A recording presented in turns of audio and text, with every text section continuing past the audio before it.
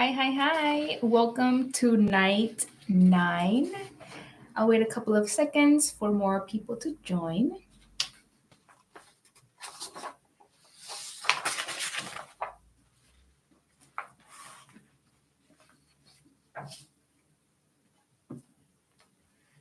Okay, let's get started. So for tonight, what Jesus wants to share with us is going to be short and sweet. This is actually one of my favorite explanations on how, the things when we go through, our journey with God, and sometimes when we may not feel our very best, but of course, with God's love and patience and mercy, He reminds us that we are so much more than what we may feel or think about ourselves, right? So, with today, we are going to focus in the book of Luke, chapter 22, verses 7 to 14. And I'll read along, and as the Lord just shares with me to share with you all. I'll just go. I'll read as I go along. So let's start. So the book of Luke, chapter 22, verse 7, and the Word of God says, and mind you, this is during like the preparation of the Passover. So right, so the night before, that Jesus did His sacrifice for all humanity. So let's start. Verse 7 says, then came the day of unleavened bread, when the Passover must be killed. And he sent Peter and John, saying, go and prepare the Passover for us, that we may eat. Verse 9. So they said to him, Where do you want us to prepare? Verse 10. And he says, so Jesus said to them, behold, when you have entered the city, a man will meet you carrying a pitcher of water. Follow him into the house which he enters. Then you shall say to the master of the house, the teacher says to you, where is the guest room where I may eat the Passover with my disciples? Then he will show you a large, furnished upper room. There, make ready. Verse 13. So they went and found it just as he said to them, and they prepared the Passover. Verse 14. When the hour had come, he sat down, and the 12 apostles with him. So with this, what does the preparation room, right? What is the significance of it? And as I was reading it, it really touched my heart. Like I said, this is one of my favorite passages, or just a short story, or how Jesus is speaking to the disciples and telling them, do this and do that, as it all comes together, right? So when I was reading this, the Jesus really helped me to focus on the man, the master of the house, the one that prepared the room before it was chosen for Jesus and his disciples to have the feast, right? The Passover feast, the dinner before he sacrificed himself for all of us, right? But as he was sharing this with me, he gave me he helped me to understand that, sorry, if you guys can hear that car, but he helped me to understand how at times when we may feel down because we focus on how much we failed, or we focus on how much we want to progress, right? We want to reach our goal, but yet it seems so far, it seems like we haven't really done much to get there. And to be honest, for the past 2 weeks, or less than 2 weeks or so, I felt that way. I felt like I could perhaps do more, or perhaps, if I were to have done more, maybe I would have gotten this and this and done, or gotten closer to where, Jesus wants me to be. But through that, I let myself put myself down, right? I with all those thoughts and emotions, I was focusing more on myself than on God or on Jesus with what he has been already doing in my life. And every time that I did, the Holy Spirit will remind me of Jesus has taken you so far. Don't let however you may feel, don't let whatever may be surrounding you right now, don't let that define you. Don't let it determine um, how you may feel or what you may think of yourself. Because although you may not know it or acknowledge it, Jesus has done so much in your life. So even if, in spite of that, how you may feel right now, don't let it get you down. Don't let it make you stay there, right? Because at times it happens. At times we make mistakes, we fail, we want to do our very best, or there's moments where we just feel tired, where maybe even lazy, or we may procrastinate, or we may be in disobedience because we're not feeling our best, we're not giving our best. So at times we tend to focus on that, on our strength, on our errors and mistakes, and the things that are not good, right? But through this, it's Jesus really helps us to take a step back and say, hey, focus on me. Don't focus on what's going on right now. Focus on everything that you have gone through, because many of us can agree that we're not the same as we were last year, or maybe the beginning of this year, 2024.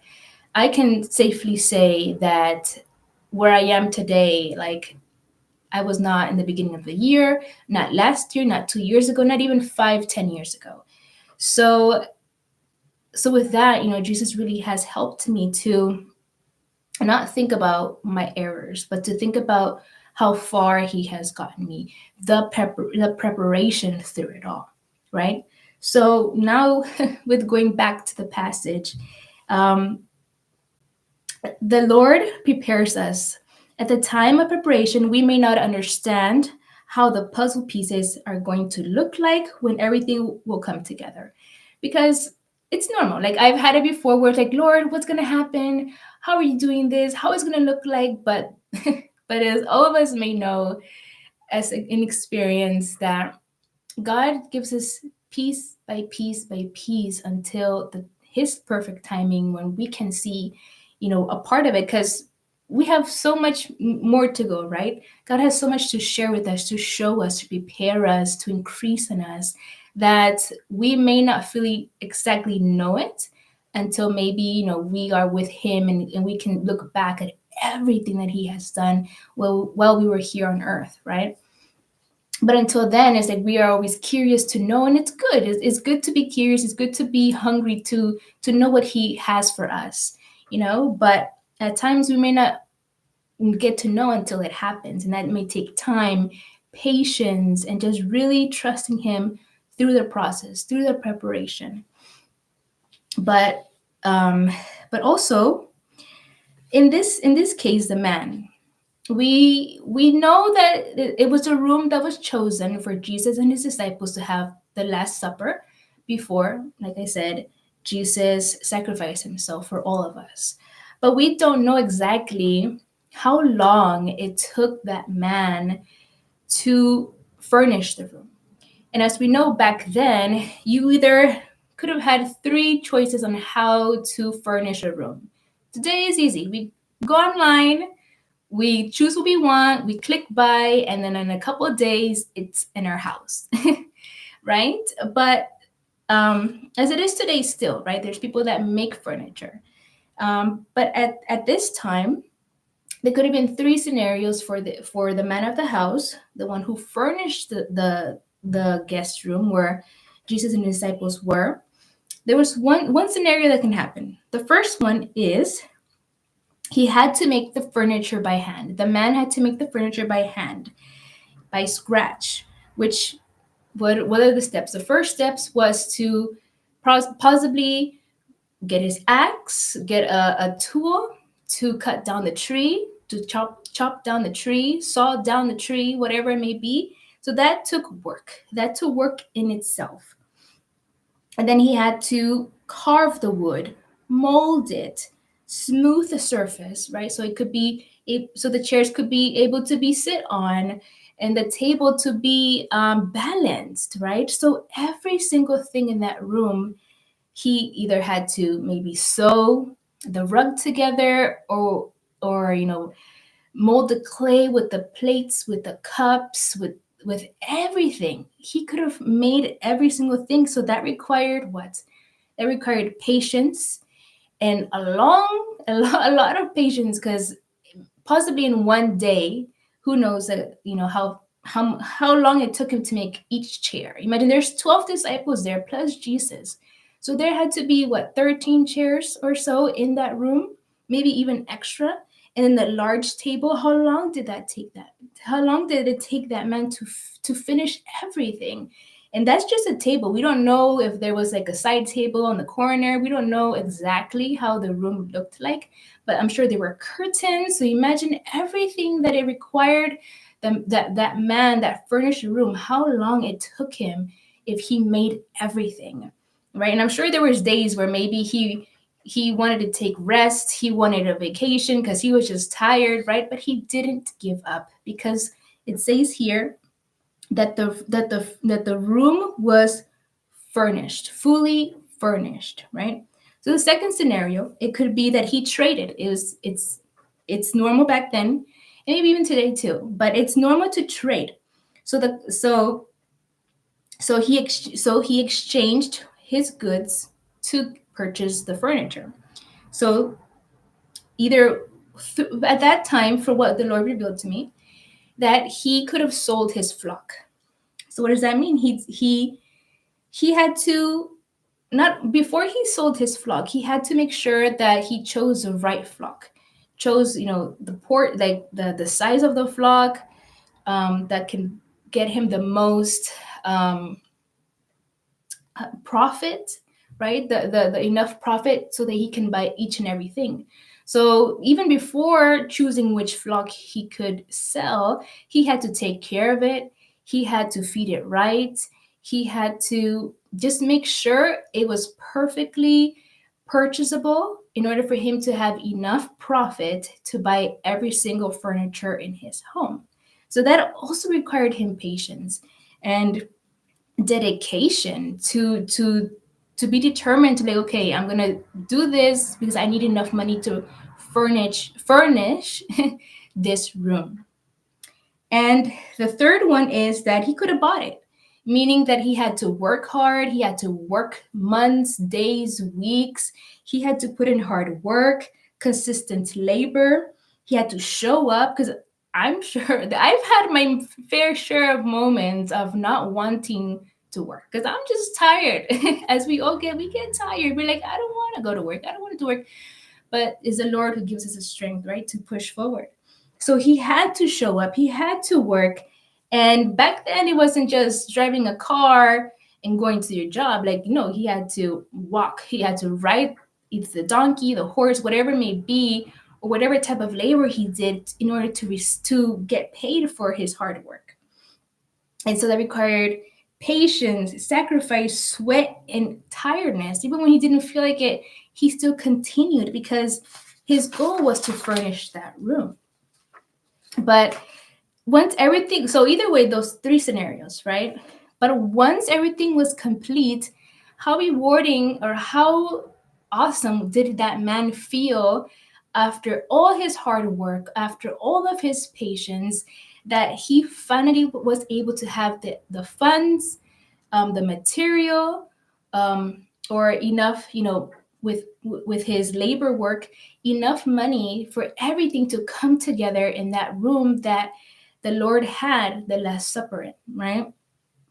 But it required him dedication, consistency, the willingness to not give up, the sacrifice, when the room was put together, in order for it to be put together.